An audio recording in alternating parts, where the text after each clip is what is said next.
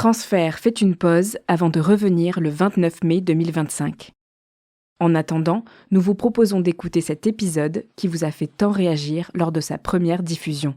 C'est un de vos préférés et pour tout vous dire, c'est aussi l'un des nôtres. Bonne écoute!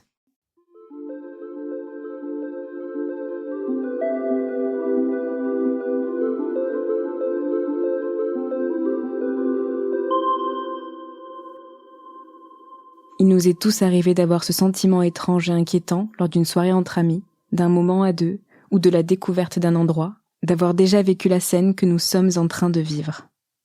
Ce sentiment, c'est celui du déjà-vu. Pendant longtemps, l'humanité lui accordait une valeur surnaturelle, l'interprétant comme un don de voyance ou la preuve de l'existence des rêves prémonitoires ou des vies antérieures. Aujourd'hui, la science tend à l'expliquer. Bergson a émis l'hypothèse que ce déjà-vu est la conséquence d'une simple confusion des mécanismes de mémoire et de perception, ce que tendent à confirmer les neuropsychologues, qui, eux, parlent de désynchronisation. Reste, quelle que soit l'explication, ce choc entre l'imaginaire et le réel, le passé et le présent, le rêvé et l'arrivée. Un choc qui fut celui de Victoria quand un jour, sa vie prit un tournant inattendu dans un lieu qui ne lui était pas inconnu. Vous écoutez Transfert épisode 161, un témoignage recueilli par Nina Pareja.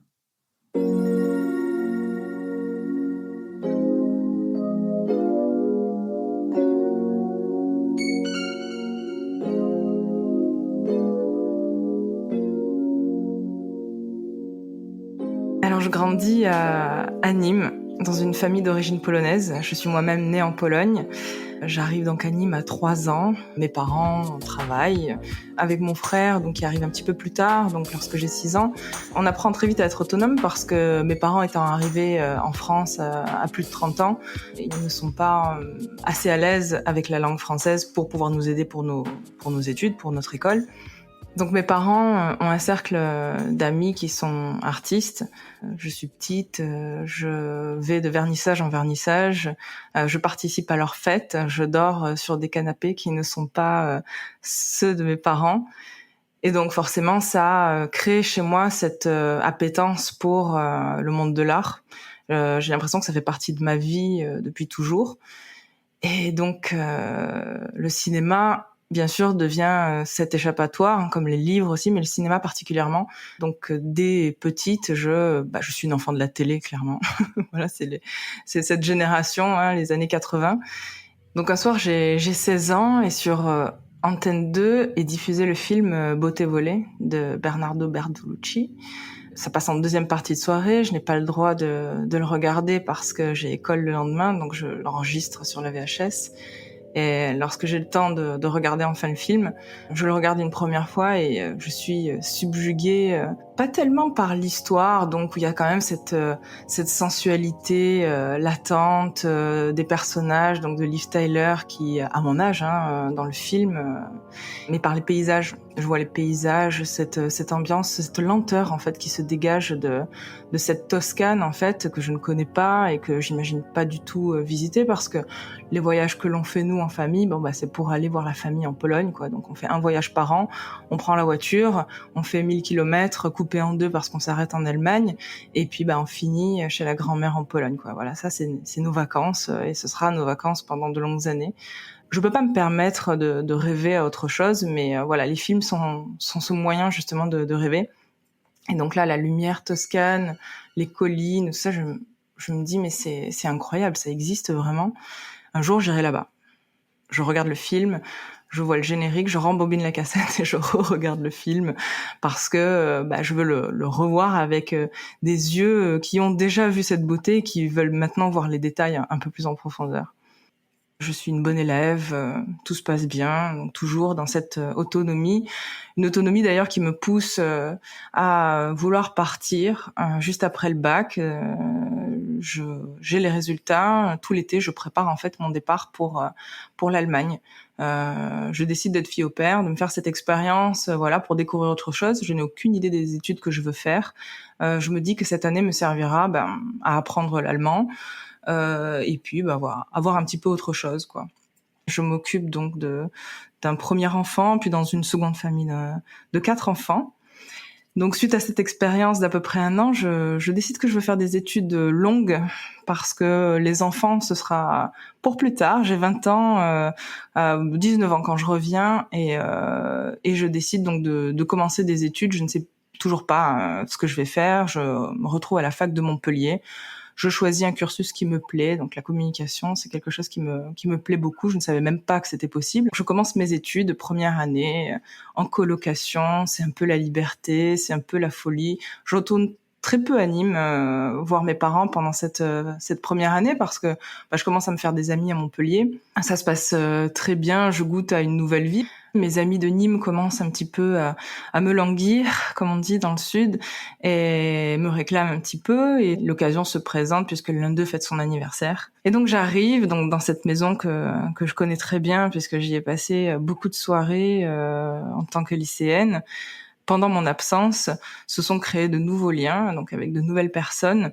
Parmi elles, je vois arriver un très beau garçon, d'une 25 ans à peu près, moi j'en ai 20, brun, typé, un petit peu méditerranéen, la mâchoire carrée, bien bâtie, assez grand, etc.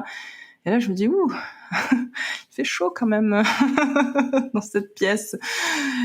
Mais à ce moment-là, moi, dans mes 20 ans, pas super bien dans ma peau, je me dis, bon, il est beaucoup trop bien pour moi, quoi. Il est en dehors de ma ligue, comme disent les Américains. Je me sens pas du tout, à la hauteur, quoi. Clairement, j'ai pas assez confiance en moi.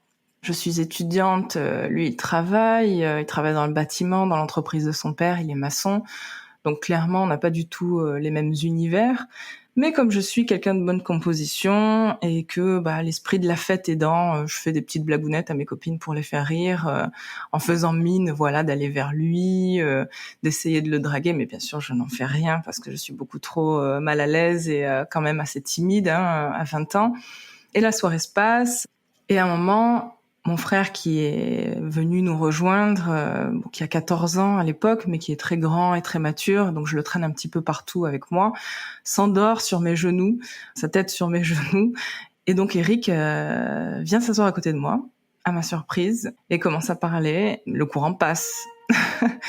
On part, mon frère et moi, je suis à la fenêtre, je dis un au revoir général comme ça, et je dis au revoir donc à Eric qui est assis sur sa chaise, et là il me lance un regard de braise qui me confirme que ce n'est pas seulement dans ma tête. Je vois que clairement quelque chose chez moi lui plaît.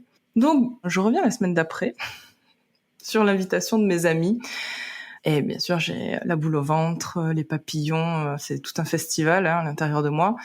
J'arrive chez eux, je suis la première, et puis la porte s'ouvre finalement et Eric est là lui aussi. On sent qu'il se passe quelque chose entre nous, jusqu'au point donc où il me ramène à la maison, donc chez mes parents. Et là, on se retrouve tous les deux. Voilà, donc dans ces situations où il y a toujours cette petite gêne que tout le monde connaît, on parle un petit peu, mais il y a une grosse tension et on finit par s'embrasser. Voilà.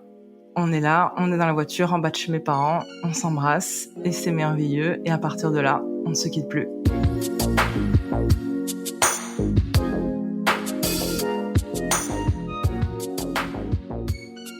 Cette relation devient très rapidement une relation dans laquelle on se pose pas de questions, on est ensemble en fait. Je commence à venir un petit peu tous les week-ends du côté de Nîmes parce que lui habite du côté de Nîmes et que moi je suis à Montpellier. On se voit vraiment régulièrement, il vient aussi pendant la semaine. Je découvre avec lui, donc avec ce décalage entre lui qui est déjà dans la vie active, moi qui suis étudiante, boursière, fauchée, qui galère un petit peu, je découvre des choses comme aller au restaurant, aller au cinéma très régulièrement. Il est très généreux, je commence vraiment à avoir des paillettes dans les yeux et je tombe très rapidement amoureuse parce que c'est quelqu'un qui dégage un charisme, qui a une aura qui est excessivement drôle. Il me fait mourir de rire et avec qui je me sens très bien. Donc cette relation est comme une évidence en fait dès le départ. Nous partons en vacances avec notre équipe d'amis de Nîmes, donc ceux grâce à qui on s'est rencontrés. Contre toute attente, je découvre une personne différente. Donc ça fait quelques mois qu'on est ensemble. On est en vacances, tout pourrait bien se passer et en fait je suis face à quelqu'un qui me regarde plus. Je n'existe pas. Seuls les amis, la galerie en fait est là pour le faire briller. Il y a ce soir en fait où nous rentrons de balade en fin de journée. Nous sommes à ce moment-là à Paris. Je me couche et là, c'est la première fois que ça m'arrive et je pleure. Voilà, je suis triste parce que je ne reconnais pas cette personne. Je ne sais pas qui il est à ce moment-là. Quelle est la vraie personne en fait Est-ce celle avec laquelle je suis à Paris à ce moment-là ou celle que je connais donc depuis quelques 6 mois ou plus? Je me demande si je dois rester dans cette relation ou pas parce que vraiment ça ne me convient pas du tout. Dès le lendemain, il est charmant. Je ne sais pas si il se rend compte en fait de la situation. Je ne sais pas s'il se rend compte de ma peine en fait parce que j'ai pleuré en silence la veille. Mais voilà, il me fait rire. La journée se passe bien et les vacances se terminent. J'ai ce goût amer quand même parce que ce n'est pas anodin ce que j'ai vécu. Ce n'est pas anodin de pleurer la nuit. Mais ce n'est pas non plus normal, voilà, de vouloir arrêter une relation pour un incident. On est humain, tout le monde peut faire des erreurs, donc je passe l'éponge. Les mois passent, la relation voilà s'installe. C'est une relation dans laquelle je rencontre ses parents, je rencontre sa famille, ses petites nièces, dont l'une que je vois naître pendant cette relation. Il rencontre mes parents, voilà, c'est une chose établie. On vit cette relation à distance parce que je décide de continuer quand même à faire mes études, donc la seconde partie donc à Aix-en-Provence. Donc la distance devient un petit peu plus grande, mais ça n'en reste pas moins une relation passionnée où il vient même, malgré ses horaires difficiles et son travail difficile, une fois par semaine ou plusieurs fois par semaine, juste dormir chez moi dans mon petit studio à Aix-en-Provence. Donc ce que je trouve extrêmement romantique, extrêmement joli et voilà, ça me plaît beaucoup. Pendant cette année-là, il achète un terrain sur lequel il veut faire construire une maison. Je ne comprends pas très bien au début si c'est un investissement immobilier ou si c'est pour nous, mais je découvre que c'est finalement une maison qui nous est destinée, donc un très très gros projet. Moi, je m'adapte par la force des choses parce que clairement, dans ma situation, je ne peux pas m'investir ni financièrement ni autrement. Je fais mes études, c'est assez long, c'est assez fastidieux. Je travaille aussi à côté pour essayer d'être un petit peu autonome et pas trop dépendante. Lui m'aide beaucoup, donc j'ai aussi cette forme de reconnaissance envers lui. Moi, ce qui est important, c'est d'être avec lui, tout simplement. Donc, peu importe l'endroit.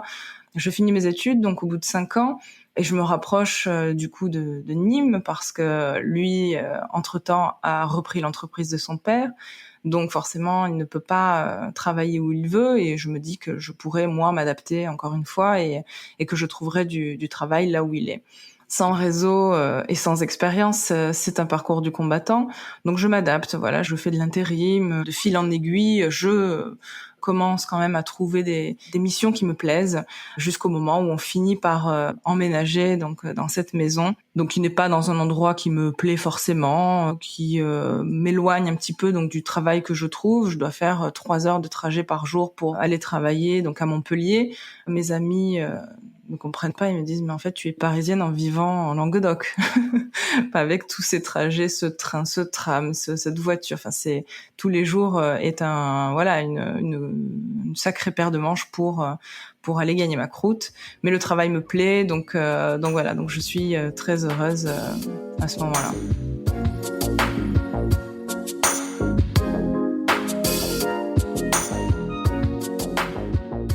Donc on a des projets, forcément, ma situation commence à se stabiliser, j'ai un CDI qui est assez intéressant, donc là à ce moment-là, on est en 2007, on se dit que peut-être on peut commencer à essayer d'avoir un enfant. Et une part de moi, en fait, ce n'est pas qu'elle a des doutes, mais je suis quand même consciente que quelque chose ne va pas parce que je continue de pleurer la nuit. Je suis avec quelqu'un qui a ce côté très charismatique et très drôle qui me séduit au quotidien et que j'aime vraiment plus que moi-même en fait, mais qui a aussi cette part sombre qui l'empêche d'être affectueux, de montrer son affection, son amour autrement que par le fait de construire une maison, par le fait de faire des cadeaux. Sa manière de montrer ses sentiments est matérielle et non physique. À partir de 2009, j'ai 29 ans, on se lance vraiment dans l'aventure. On essaie d'avoir un enfant. Ça ne fonctionne pas, mais on considère que c'est assez normal, que ça ne fonctionne pas du premier coup. En 2012, donc ça fait 3 ans qu'on essaye d'avoir un enfant, ça ne fonctionne pas. On s'est beaucoup sacrifié, donc pour cette maison, on n'a pas profité de notre jeunesse. Et on se dit qu'on va partir en vacances, donc on part en vacances en Sardaigne, c'est magnifique, c'est les vacances dont on rêve. Et en fait, ce que mon conscient refuse de voir, c'est mon corps qui me le crie. Je suis malade. On part 10 jours, je suis malade 10 jours. Je passe les pires vacances de ma vie, donc à pleurer sur la plage, à pleurer dans mon lit, et à être face à quelqu'un qui est un mur de nouveau, alors qu'on pourrait vraiment passer de très belles vacances. Je me retrouve au final seule. Et je me dis, mais en fait, je suis avec quelqu'un, mais je suis seule. J'ai une solitude qui me ronge et qui me rend donc malade physiquement. Avant ces vacances-là, je suis amenée à mener un projet pendant lequel je rencontre un collaborateur avec lequel le courant passe très bien. C'est immédiat, c'est évident, on rit beaucoup, notre relation professionnelle est aussi très fluide. On se parle surtout par message parce que lui et moi ne vivons pas dans la même ville, donc concrètement, on ne s'est jamais vu. Et donc, quand je rentre de ces vacances terribles, le fil de la discussion avec ce collaborateur reprend et c'est de plus en plus sympathique. Ça devient une routine du quotidien en fait qui me fait sortir en fait de ma vie privée. Mais en parallèle, je me rends compte aussi que pour la première fois, moi qui me suis toujours adaptée, pour la première fois, je me suis quand même éloignée d'Éric. C'est-à-dire que je n'arrive plus en fait à prendre sur moi, je n'arrive plus à être d'humeur égale, à sourire, à faire semblant. Je vois moi-même que mon comportement, sans être ni aigrie, ni méchante, ni quoi que ce soit, je vois que mon comportement n'est plus vers lui. Il ressent la différence et donc quelques semaines après notre rentrée de vacances, il me demande en mariage. La première chose qui me vient à l'esprit, c'est pourquoi maintenant ? Je note que je n'en ai pas envie à ce moment-là parce que je suis dans cette relation avec ce collaborateur qui m'épanouit, dont je ne connais pas la nature, qui était innocente au départ, mais mon hésitation, en fait, mon doute à ce moment-là me fait me poser des questions sur cette relation avec ce collaborateur. Et donc je dis oui. Un oui un petit peu mou, mais c'est un oui qui correspond à l'amour que j'ai pour lui parce que je n'ai pas cessé de l'aimer, je ne suis pas heureuse mais je l'aime toujours. Je ne peux pas dire non parce que le non impliquerait donc d'expliquer pourquoi alors qu'on est en relation depuis 13 ans et que nous n'avons pas discuté de terminer la relation ou quoi que ce soit, que tout est tellement implicite que je ne peux pas faire autrement quelque part que de répondre oui.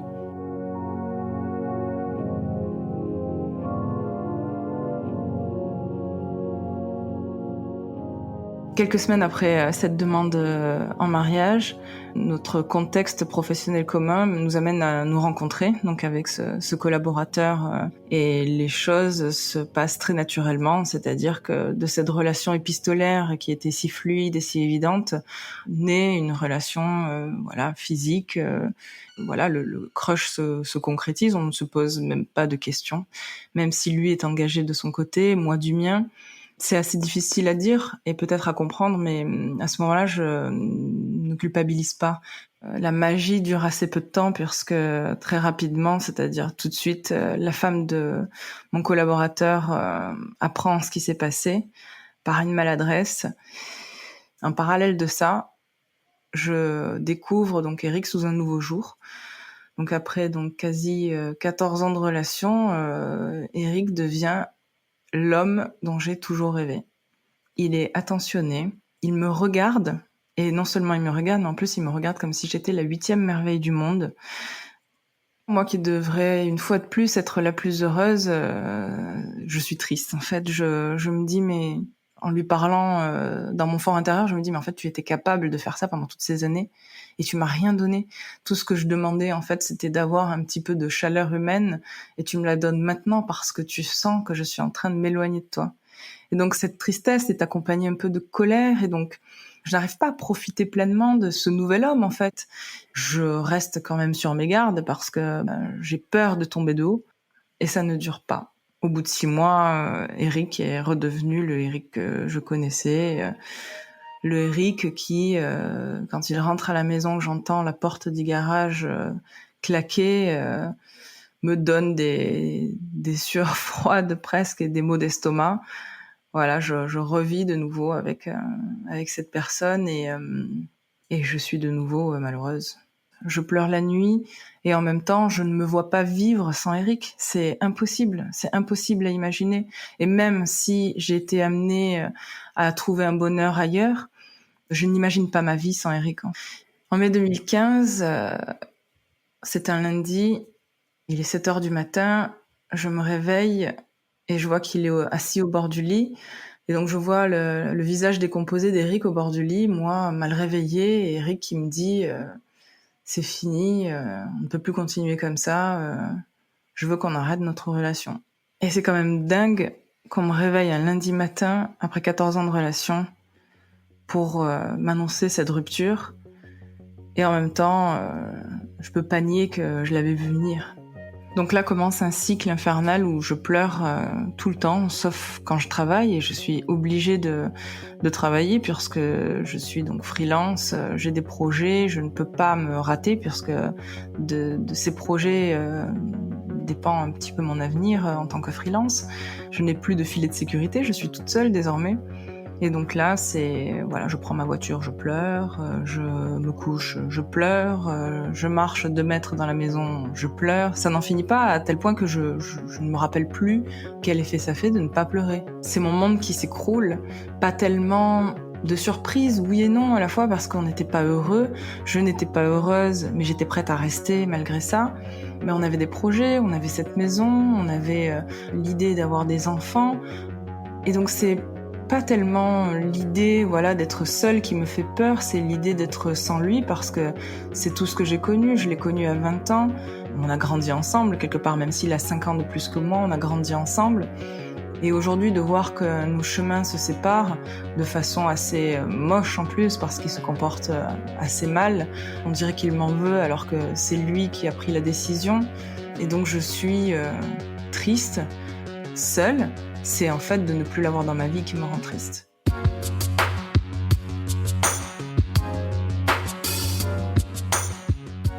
En septembre 2017, mon amie Elena me propose de partir spontanément en Toscane en road trip, toutes les deux.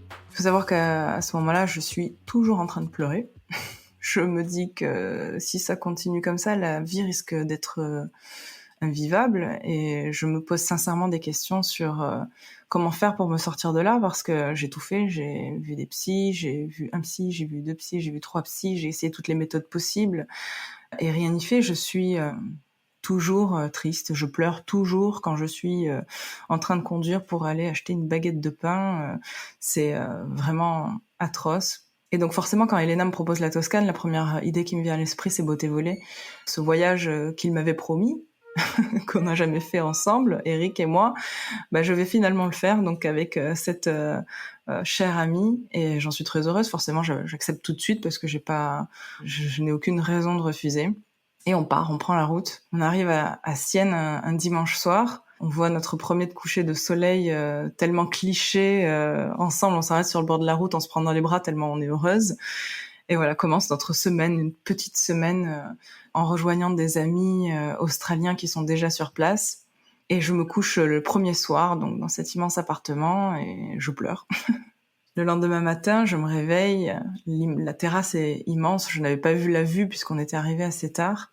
Et là, c'est vraiment un shot de Toscane, comme on en voit sur les cartes postales, tout ce qu'on peut imaginer sur la Toscane. Je fais un travelling avec mon téléphone de ce paysage de collines, d'ombres, de lumière, pour le poster sur les réseaux sociaux. À la fin de la journée, on est là sur la Piazza del Campo, donc la place très connue de Sienne, et un ami m'envoie un message et me dit « Ah, mais tu es à Sienne !»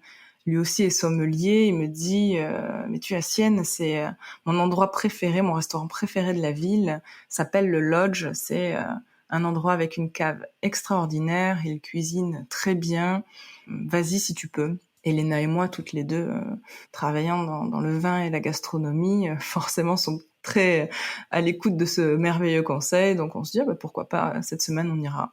Nos amis australiens nous rejoignent, on cherche un restaurant ce soir-là pour aller dîner. On prend une rue au hasard, on parle, je lève les yeux, et là qu'est-ce que je vois ? Je vois le lodge.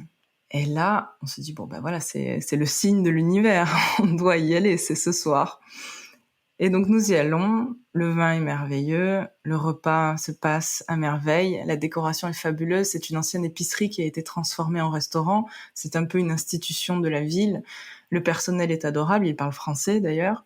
Et pendant tout le repas, je vois, dans mon champ de vision, je vois un couple, un homme et une femme qui sont là et qui rient toute la soirée. On sent vraiment une complicité très forte. Ils se montrent des photos sur leur téléphone, ils sortent de temps en temps pour fumer une cigarette à l'extérieur. Et je me dis quand même en les regardant que j'aimerais bien connaître ça quand même un jour, même si j'y crois plus trop. Je me sens plutôt morte de l'intérieur plutôt que apte à aimer de nouveau et à faire confiance.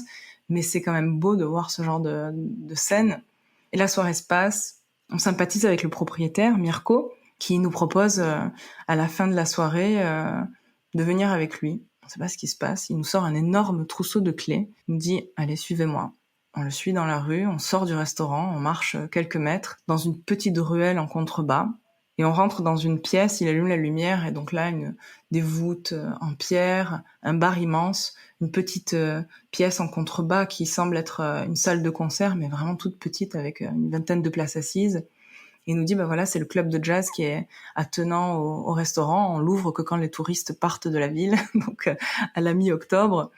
Il nous fait visiter une autre pièce qui est en dessous donc de cette salle de concert. On voit une table, des casiers avec des bouteilles, une salle de dégustation, fantastique, etc. Un deuxième étage en dessous, plein de bouteilles, donc toutes cellophanées parce que l'humidité est très présente, et donc pour préserver les étiquettes de vin, on les cellophane. On descend un troisième étage, un quatrième étage. Avec Elena, on a des frissons parce qu'on est moins de 2000 avant Jésus-Christ. On est dans un étage qui a été construit par les Étrusques. Donc en termes d'histoire, en termes de lieu, de magie, de ce qu'on est en train de vivre, on est toutes les deux émerveillées. La visite se termine, on remonte, et pendant qu'on est en train de remonter dans l'escalier, on croise donc ce fameux couple qui était en train de rire dans la salle avec nous un peu avant. Et donc Mirko, le propriétaire du restaurant, et l'homme se saluent, ils semblent se connaître. Et en remontant l'escalier, Mirko me dit « mais ce monsieur, tu sais, il fait du Chianti, il est vigneron. » Je dis « Ah, d'accord, super. » Et il me dit « C'est dans son domaine qu'a été tourné le film, blablabla. » Il me dit un mot en italien, je ne parle pas un mot d'italien, donc je ne sais pas ce qu'il me dit. Mais j'ai un doute quand même, je tique. Et je le regarde comme ça et je dis « Mais beauté volée ?» Il dit « Ah, je connais pas le titre en français. » Il me dit « Mais c'est avec Liv Tyler. » Je dis « C'est Beauté volée de Bertolucci. » Il me dit « Oui, c'est ça. » Et là, je dis « Mais Mirko, mais c'est la raison pour laquelle je suis en Toscane aujourd'hui. » Et lui, tranquillement, me dit « Bon, je vais vous présenter. »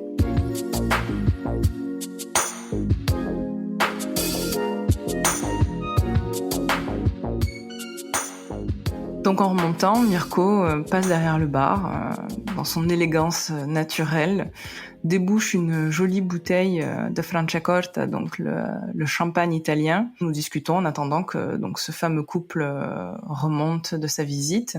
Le couple remonte, Mirko entame la discussion, il leur dit « Mais ces demoiselles travaillent dans le vin, elles viennent de France. » Voilà, les présentations très basiques. Il y a clairement comme un courant qui passe donc entre l'homme, le vigneron et moi, c'est-à-dire que on parle beaucoup tous les deux. En fait, je lui explique mon travail, je lui dis voilà quel est le type d'entreprise avec lesquelles je travaille en France. Et tout de suite, je sens que voilà, je me sens bien. Il a un regard bienveillant, il dégage quelque chose voilà qui me met tout de suite en confiance et que j'arrive pas trop à comprendre sur le moment parce que je suis quand même morte de l'intérieur à ce moment-là. Donc ressentir ça est vraiment quelque chose à laquelle je ne m'attendais pas du tout. Et très naturellement, l'idée lui vient de nous proposer de venir visiter son domaine le lendemain. Bien sûr, nous sommes très heureuses d'aller visiter un domaine viticole pendant notre séjour. Nous sommes partis tellement rapidement que nous n'avons rien eu le temps d'organiser. Et donc, ça tombe quelque part à pic parce que c'est double plaisir. Donc, à la fois le cinéma et le vin. On est toutes les deux enchantées de cette nouvelle. Donc le lendemain, après la visite du jour d'un petit village médiéval toscan, circuit touristique classique de toute personne visitant cette région, nous appelons Andrea de la voiture en lui disant on sera là d'ici 1 heure, et il nous dit je vous attends. Et donc on roule, on arrive donc vers le lieu dit. On se tourne, il y a une énorme allée de chêne avec au bout un grand portail en fer, une villa qui semble immense, etc. On se dit non, ça doit pas être là. Donc on continue notre chemin, on s'enfonce dans les bois et au bout de 5 minutes, on se dit peut-être que finalement on s'est un petit peu trompé de chemin. Donc on rappelle Andrea qui nous dit si c'était là. Donc on fait demi-tour. Lorsqu'on arrive au bout de l'allée de chêne, on voit une petite silhouette au bout qui nous fait coucou, et donc c'était Andrea qui nous attendait déjà devant le portail. Donc on se gare et on voit à travers le portail immense cette villa, et très honnêtement, même si j'ai vu le film plusieurs fois, je me rappelais absolument pas de cette majesté. C'est vrai que je ne m'y attendais pas du tout. Elena a un souvenir beaucoup plus flou du film, mais moi, Beauté volée, c'est quelque chose qui fait partie intégralement de mon ADN. Mais forcément, dans un film, on ne voit pas les choses telles qu'elles sont réellement, donc c'est vrai que je ne m'y attendais pas du tout. On fait 3 pas dans le jardin. Andrea nous accueille avec sa sympathie, son sourire, et à peine est-on entré que j'apprends qu'il est séparé, qu'il a 3 enfants, et que donc Chiara, qui nous a présenté la veille, donc ni sa femme ni sa petite amie, mais une amie d'enfance qui vit au Pérou et qu'il voit 1 fois tous les 5 ans. Donc en gros, c'était hier soir et on a eu beaucoup de chance en fait de tomber l'un sur l'autre et de pouvoir faire cette visite aujourd'hui. Donc la visite de la villa commence. C'est une villa toscane assez classique avec un jardin à la française. On visite les pièces. Il faut savoir que c'est un monument national. C'est un petit peu comme un musée. Donc Andrea est vigneron et conservateur de musée, en gros. Les pièces s'enchaînent. Donc il y a des papiers peints du XVIIIe siècle qui sont quasiment intacts. Tout est dans son jus. C'est assez unique de voir un endroit pareil. Donc avec Elena, on est émerveillés parce que c'est la surprise totale pour nous deux. On s'attendait pas du tout à rentrer dans un univers aussi exceptionnel. Dans l'une des pièces, il y a le lit du pape, Alexandre III. Il y a son grand-père, Andrea, qui était archéologue, surnommé le Comte Rouge parce qu'il était communiste, qui a également essayé de tuer Hitler. Enfin, il y a un documentaire sur lui. Donc les histoires s'enchaînent au milieu de tous ces objets qui semblent être laissés par leurs propriétaires 5 minutes avant notre passage. Il nous propose donc de faire la dégustation des vins dans le jardin, donc en face du théâtre de verdure. Les statues sont baignées donc de cette lumière magique qu'on appelle la golden hour, donc le coucher de soleil toscan, donc avec ces lumières ocre, rose, magnifiques. On déguste donc les vins. À ce moment-là, Elena, qui est une personne très élégante, reçoit un appel. Et elle s'éloigne un petit peu dans le jardin, et je comprends en fait qu'elle veut nous laisser un petit peu tous les deux. On discute, on est un petit peu gênés, mais très heureux. On sent qu'il y a quelque chose, qui se passe, qui est très naturel, très sain, je saurais pas l'expliquer. Je ressens quelque chose que, on me l'aurait dit peut-être 1 semaine avant, j'aurais ri de bon cœur en disant mais jamais de la vie, je ne ressentirais ça dans 1 semaine. Et en fait, si, j'y suis. Je vois qu'il est en train de me regarder avec un sourire et comme une certaine forme d'interrogation dans le regard. Le festival des papillons dans le ventre, de nouveau. On se quitte donc après cette dégustation. Cet épisode a été produit par Slate Podcast. Direction éditoriale, Christophe Caron. Direction de la production, Sarah Koskiewicz. Direction artistique, Benjamin Septem-Ours. Production éditoriale, Sarah Koskiewicz et Benjamin Septem-Ours. Prise de son, Victor Benamou. Montage et habillage musical, Mona Delahaye. L'introduction a été écrite par Sarah Koskiewicz et Benjamin Septem-Ours. Elle est lue par Aurélie Rodriguez. Retrouvez Transfert tous les jeudis sur slate.fr et sur votre application d'écoute préférée. Découvrez aussi Transfert Club, l'offre premium de Transfert. 3 fois par mois, Transfert Club donne accès à du contenu exclusif, des histoires inédites et les coulisses de vos épisodes préférés. Le séjour pour se vous abonner, termine lentement. rendez-vous sur slate.fr/transfert. Andrea et moi donc avions Pour échangé proposer une nos histoire, coordonnées. vous Donc, pouvez je nous lui envoyer envoie un petit mail à pour l'adresse le remercier de transfert@slate.fr. son accueil, de la dégustation, de la visite. Mais je laisse une petite ouverture pour que le mail de réponse soit un dialogue plus qu'autre chose. Et ça fonctionne parce que je vois que son mail de réponse appelle lui aussi à une réponse. Et on continue comme ça pendant quelques jours. C'est lui qui propose très rapidement de passer sur une messagerie un petit peu plus instantanée. On passe sur WhatsApp. Et jusqu'à la fin du séjour, on sera en relation continue et un petit peu plus sur le moment, sur l'instantané. Le dimanche, nous reprenons la route pour rentrer donc à Montpellier. Nous échangeons donc sur WhatsApp jusqu'à 3h du matin. À ma grande surprise, je lui dis il s'est passé quelque chose. Je me suis sentie très bien avec toi. J'ai pas de doute sur le fait qu'il faut qu'on se revoie. Il me dit oui, clairement, il faut qu'on se revoie. Et tout est très simple en fait.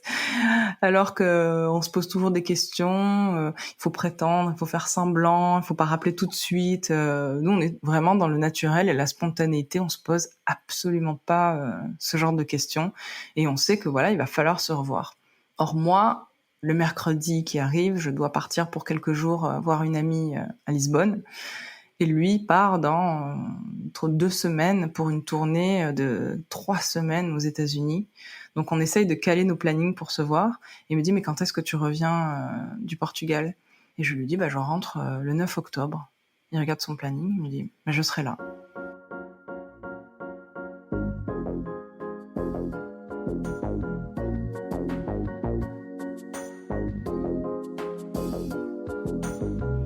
Le moment arrive donc de quitter Lisbonne et de rejoindre Marseille. Au moment de l'atterrissage, mon cœur bat tellement fort que j'ai l'impression que tout le monde l'entend. Et là, je descends donc de l'avion. Je regarde, je scrute tous ces visages qui sont en face de moi dans l'espoir de le voir. Et je l'aperçois donc dans un coin à gauche avec son sourire un petit peu timide, un petit peu gêné. Et là, il me reste 2 mètres avant de le rejoindre et je me dis ok, donc là je fais quoi en fait ? Je lui serre la main ? Non, je lui fais la bise, je lui fais un hug. Et là, je perds totalement le contrôle, je m'avance vers lui et je l'embrasse.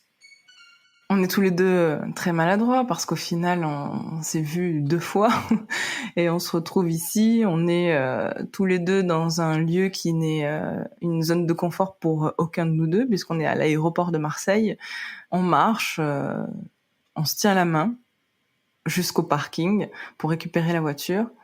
Et là, on s'arrête et on se roule une grosse pelle. Tout simplement. Et ça, encore, c'est naturel, c'est à la fois romantique, passionné, c'est un petit peu le condensé de tout ce qu'on s'est échangé pendant ces jours et qui juste explose à ce moment-là parce qu'on n'arrive plus à se contenir. Enfin, c'est évident, c'est maintenant et ça se passe. On prend la voiture, il m'indique la destination, c'est moi qui conduis parce que c'est ma voiture que j'avais laissée à l'aéroport de Marseille. Il a loué cet endroit qui est une maison d'hôtes, un vieux mas qui a été rénové par un jeune couple qui se situe au pied de la Sainte-Victoire avec un immense jardin. Sans se connaître, on arrive dans un lieu et tout se fait très naturellement.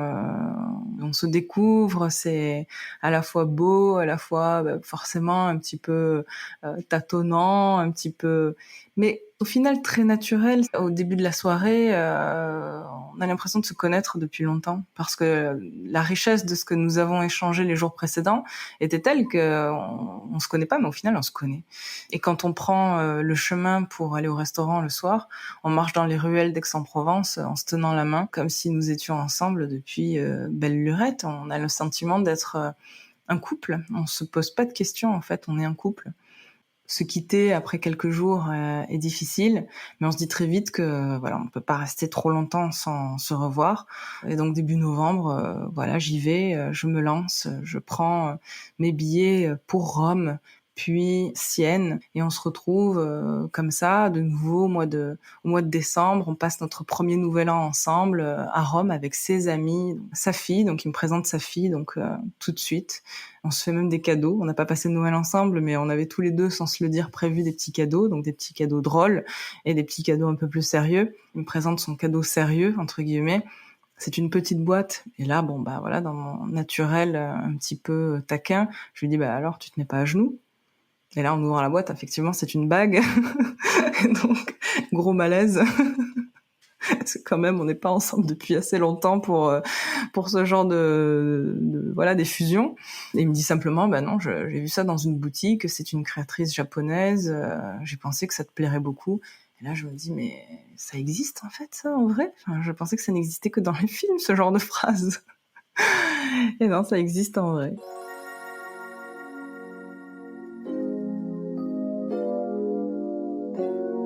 Dès qu'on se quitte, on a déjà hâte de se revoir, et donc ça, c'est déjà un signe.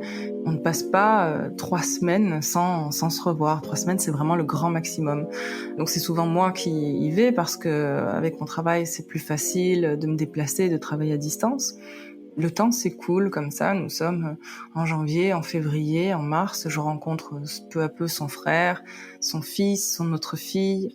On passe nos premières vacances ensemble, et c'est juste normal. Voilà, on est dans une normalité qu'aucun de nous n'attendait, que moi j'étais loin d'imaginer. Je constate que je ne pleure plus la nuit.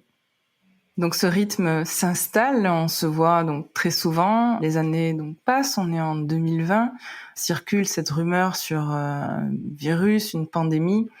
Moi, je suis sur un événement professionnel à Montpellier, et il me tarde de partir parce que, notamment, on parle de confiner, et qu'il est impossible que je sois confinée toute seule. Si je dois être confinée quelque part, ce sera en Toscane. Donc je termine cet événement professionnel, je clôt mes dossiers, je boucle ma valise et je pars en Toscane, vraiment à 10 jours du premier confinement qui a eu lieu en Italie en mars 2020. On s'attendait pas du tout à ce qui allait se passer. Au final, le timing est parfait.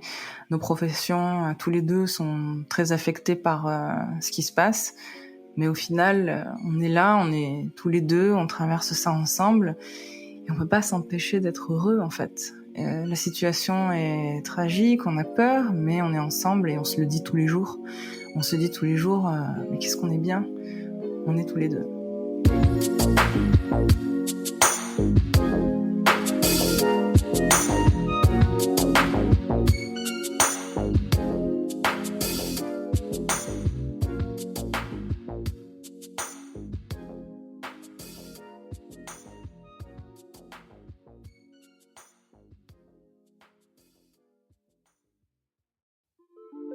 Vous venez d'écouter Transfert, épisode 161, un témoignage recueilli par Nina Pareja.